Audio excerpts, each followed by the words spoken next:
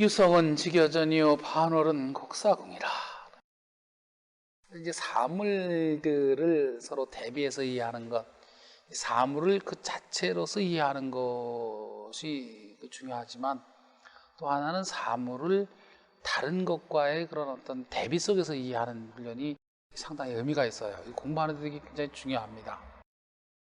이런 것들이 무엇을 만들어주는가 하면 상상력을 우선 키우게 해주고 또 그 형상들에 대한 공감들을 넓혀가는 데 상당히 도움이 많이 돼요. 또 그 표현하는 기법으로서도 이런 표현들이 상당히 재미있는 거죠.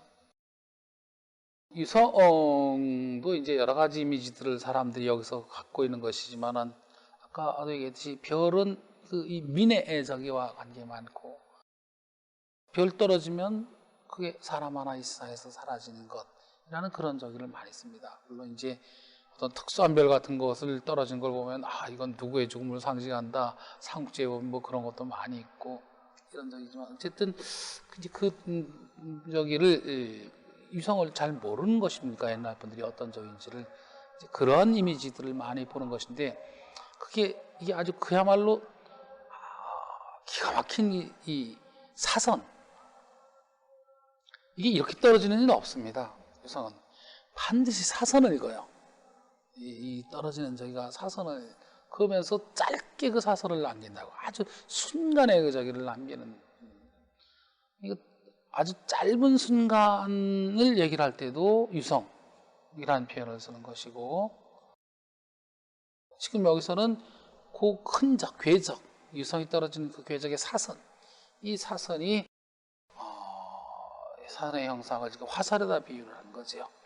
그 유성은 걷기가 화살과 같고, 전자는 이제 보통 시자를 쓰는 건데 화살 시자를 쓰고 이 전자도 쓰고 골자를 다 쓰지요. 골자 쓰는 것인데, 이렇게 곧게 나가는 화살은 문사가 아닙니다.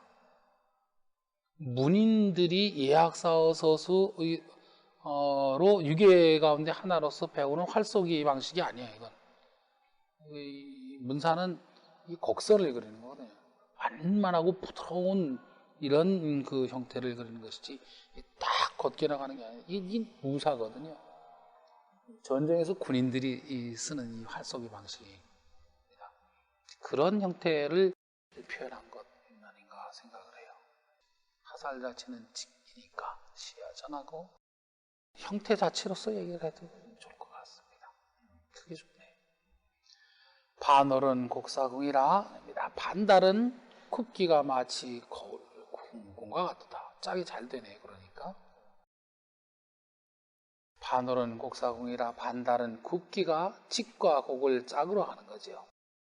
이제 곡직은 어떻게 보면은 인간적인 의미에 들어와서는 사실은 곡은 부당한 것, 직은 긍정적인 것, 이렇게 많이 이제 이해를 하는 것이고, 곡직을 가리자 불문곡직하고 이런 표현들을 이제 쓰는 것인데, 자연 속에서는 오히려 직보다는 곡이 많은 것이라. 순수한 직은 자연 속에서는 거의 없다는 거거든요. 곡이거든요. 구분 것이죠. 반월도 이제 달인데,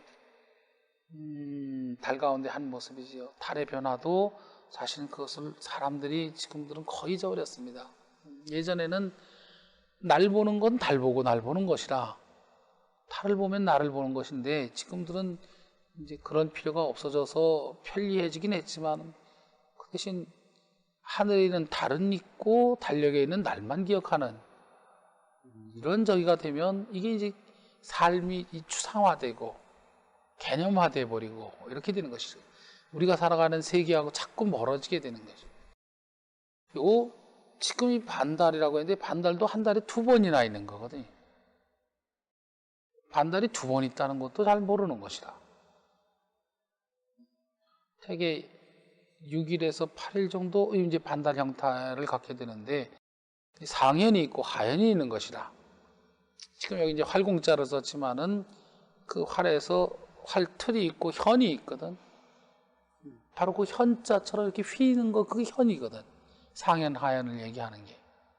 어느 쪽으로 되어 있느냐, 그거 그림으로 그려서 최소한도 초생달, 상현달, 보름달, 하현달, 금음달 요 정도 형태라도 좀 날짜하고 맞춰서 그 아이들이 알았으면, 그러면 하루에 보고서 아, 지금 음력으로는 며칠쯤이로구나, 이런 생각을 좀, 그걸 할 수 있는 판단이거든. 이게 별게 아니라 사람이 내리는 판단 가운데 이 객관적인 상황들에 대한 사실적인 이해, 현실인식이라고 하는 것이 있는데, 이 현실인식 가운데 제일 중요한 내용 가운데 하나가 뭔가 하면 시간인식이에요. 시간인식.